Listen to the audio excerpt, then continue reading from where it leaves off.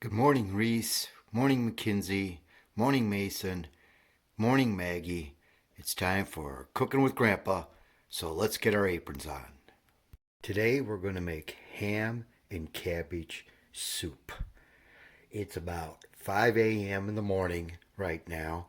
Perfect time to start this meal because we're going to end up putting all of our ingredients into a crock pot and let it cook throughout the day, and then come 2 o'clock, lunchtime, it'll be ready and we can eat it then, or turn the power down and let it just keep warm for a while until dinner later on tonight. Oh, as you can see real quickly, here's our seedlings. They're growing along. They get put up into this window later on when the sun comes up. Here's the cabbages already growing up, bunch of cabbages.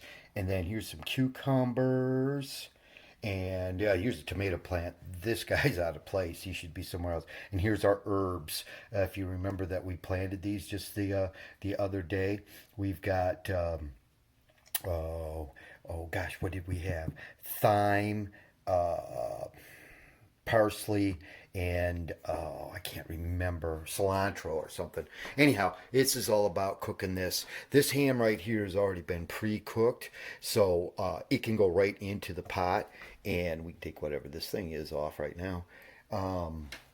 We're going to be putting in onion, ham, pre-cooked, so this one doesn't have to be cooked first, potatoes, cabbage, the star of the show, and green beans. Wouldn't it be nice if we had fresh green beans out of the garden? Well, we will soon, because that is something that Grandpa really enjoys growing and then freezing for our own use throughout the winter. Ours are all gone, so now I got to use this. And of course, potatoes. And I'm going to show you a little bit about potatoes here in just a second. We're going to, of course, be cutting all this different foods up. But real quickly, I wanted to show you potatoes. You see, this would be a potato, and it's got its potato skin on it, the skin right here.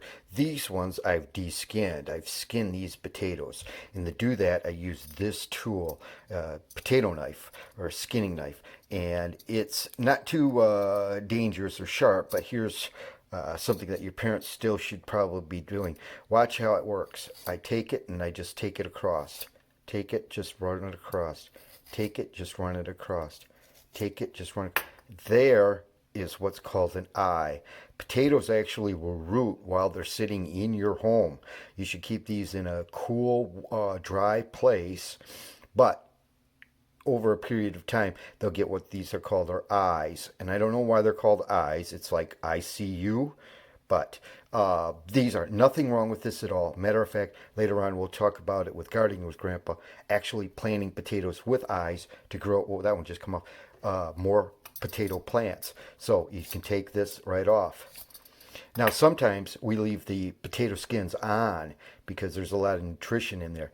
We wash them first, just as we had washed our hands before we started any of this, disinfected everything. Now we're time to be cutting and working. So I'm going to peel these potatoes, though. I'm not going to leave the skins on these ones for this recipe.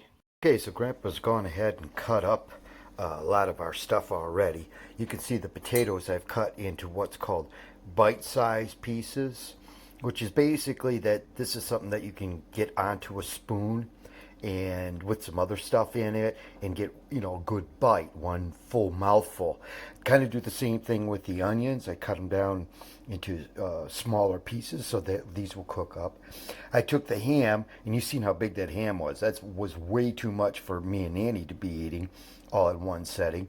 So I've taken the meat off of it. I'm saving the rest of it. I'll put it into different portions. Portions means segments or groups. I'll take part of that ham and I'll put them into like a baggie, and I'll have maybe 3 or 4 of them, and I'll put them in the freezer because this one came unfrozen, pre-cooked. So that means I can put it into the freezer now. I'll put them in the Ziploc bags, freezer bags, put them in the freezer, and then whenever we want some, we can go and get it and thaw it out. But one of the things that is important is that you need to see is that hams come normally in that size with a bone in them. Now, ham is a inexpensive meat for the most part. but it's also inexpensive because part of what you're buying is the bone, and you're paying for the weight of the bone. But that's not bad because you can see all the meat that's on this bone. When I cook it in the crock pot, that meat is going to cook off. The flavors are going to come off, and then I'm going to be able to easily remove any of the good meats still left on there, and then we'll have a bone without meat on it. One of the great things about these ham bones, and I used to just love this as a kid, is that they're inside the bone. In the middle of the bone is called marrow, and once that is all cooked up, his grandma would give him the marrow of the bone. It is so delicious and incredibly good for you. I'm going to now cut up our cabbage, but first off, I'm going to get all these ingredients into the crock pot, which I've already put about 3 cups of water into. So I'll put this stuff into here, and I'll cut up my cabbage. Be right back. Okay, quite a few hours later, let's check out how our ham and cabbage soup is going. It's boiling up there pretty good. I think that our ham bone now is ready to come out. So I've been flipping that bone a little bit inside there. You see this big old bone? Remember we were talking about this guy? All right. There's a lot of meat on this bone that can be pulled off of here and put within our soup. But, oh gosh, I'm playing around. Oh, it's coming off pretty good. Ooh, look at that. Well, I still think I'm going to pull the bone out and let it cool and strip that meat off of there. And then I'll put it back in and we'll add the rest of the ingredients. Okay, so you can see our ham bone. I love that. Right inside there is the marrow down in there. I'm going to get that out of there. That is so good.